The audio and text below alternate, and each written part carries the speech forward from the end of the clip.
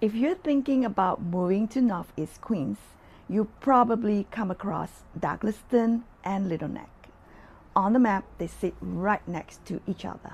On paper, they can look very similar, but when you actually live here, the lifestyle, the housing, and the day-to-day experience can feel very different. So the real question isn't which one is better, it's which one fits your life.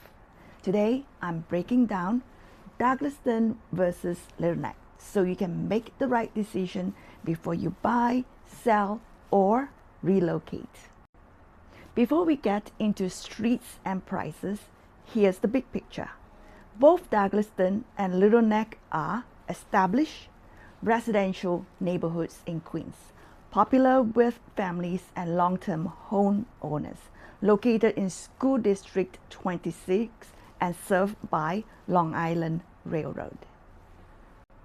That's where the similarities end, because choosing the wrong neighborhood here doesn't just affect your home. It affects your commute, your sense of privacy, your daily routine, and how your investment performs over time. So we're going to compare these two areas across lifestyle and overall feel, housing and lot sizes, waterfront access, shopping and transportation, and the real market behavior. Let's start with Douglaston. Douglaston feels quiet, historic, and secluded. This is one of the few places in New York City where you can genuinely forget you are in the city. Streets are winding, homes are set back, trees are mature and dense. Especially in Douglas Manor, Douglaston feels more like a private Long Island village than a typical Queens neighborhood. People who love Douglaston usually value privacy, character, and a slower pace of life. This is not a place you move to for convenience. It's a place you move to because you want space, calm, and distinction. One thing buyers often miss is that Douglaston is not one uniform market. It breaks down into clear micro areas. Douglas Manor is this most exclusive section. Large historic homes, some directly on Little Neck Bay, and many with estate-sized lots. This area has private security patrols, strict historic guidelines, and very limited inventory. Homes here are scarce, and pricing reflects that scarcity. Douglaston Hill, just south of the Manor and closer to LIRR station, still historic, charming, and generally lower price than Douglas Manor. This is often a value play for buyers who want prestige without waterfront pricing. Then there is Douglaston Park, PS 98 area, south of Northern Boulevard. There are more post-war homes, 1970s splits and colonials, smaller but still comfortable lots. This is typically the most accessible entry point into Douglaston for single-family buyers. Across Douglaston overall, zoning is very restrictive. Mostly one-family homes, very few multi-family development. That's the reason this neighborhood is practically unchanged. Now let's talk about numbers. Douglaston is a premium market within Queens. As of early 2026, entry-level fixer-upper homes often sold in the mid-900s. Mid-range homes typically trade around $1.1 to $1.3 million. Douglas Manor and waterfront properties often exceed $1.6 million and can go much higher. Price per square foot is the highest in Douglas Manor, lower in Douglaston Hill, lowest near LIRR and PS 98 area. One important thing sellers need to understand is Douglaston does not behave like a fast flip market. High-end homes take longer to sell, but hold value extremely well. When something is priced correctly, it moves. When it's not, it sits. This is a market driven by scarcity and lifestyle, not urgency.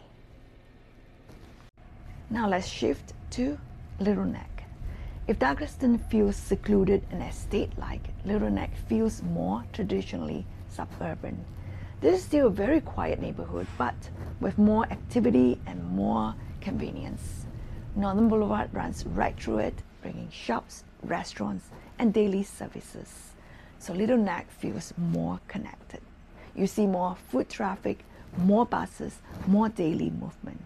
People who gravitate toward Little Neck usually want a suburban home with easier access to stores and slightly more flexibility. Little Neck also has distinct pockets. Westmoreland historic homes with early 1900s character. Beautiful streets, strong as civic association, larger lots than average Little Neck blocks. There's no waterfront, but strong curb appeal and pride of ownership. The Pines northern blocks tree lines are closer to Nassau County. So primarily, you find single-family homes on standard suburban lots. Little Neck Hill's southern section are more of a post-war housing. This area sees strong buyer demand. Housing in Little Neck is more flexible overall. You'll find single-family homes, two-family properties, some small condo and co-op buildings. Zoning here allows more options. Pricing in Little Neck is slightly more accessible, and as of early 2026, entry-level houses can still be found under $1 million, mid-range about 1.1, and new construction and larger homes, of course, can reach to the high $1 million to $2 million. Price per square feet is slightly lower than Douglaston. Homes here tend to sell quicker, sometimes, if it's priced correctly. Both Douglaston and Little Neck are served by the Port Washington LIRR line.